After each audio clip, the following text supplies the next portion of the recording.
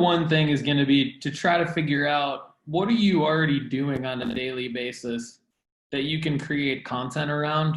And anybody can do it. They just have to kind of experiment with it for a little while and try different things. But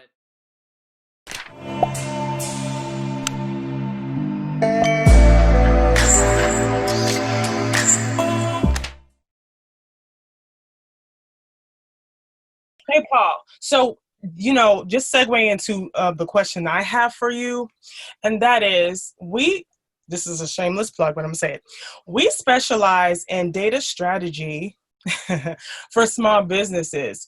What SEO strategies should you take on as a business? Small business doesn't really matter, because what I'm finding is every aspect needs SEO.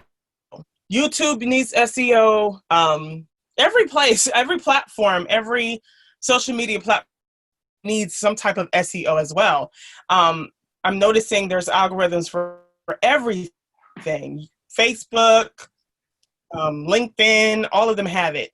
So what would you suggest the strategy or the starting strategy be for all of that? And you mentioned like lumping it all together, like, doing a YouTube channel that like utilizes your podcast or and vice versa. But what are some key tips to create a strategy for all your platforms?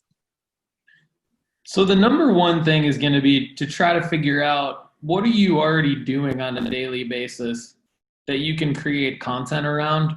And anybody can do it. They just have to kind of experiment with it for a little while and try different things. But whether you're on the business development side of your business and your job is to put together proposals and go to events and meetings and meet people, or whether you're on the tactical implementation side and your job is to take those projects that were sold and execute them, there's a way to create content around anything that anyone's doing in a small business. And when you can figure out what that is, then all of a sudden, all you have to do is create that piece of content one time, and then you can distribute it to all the platforms that you just mentioned. And when you do that, that improves your SEO, because when you have a presence on LinkedIn and you post every day, you're going to be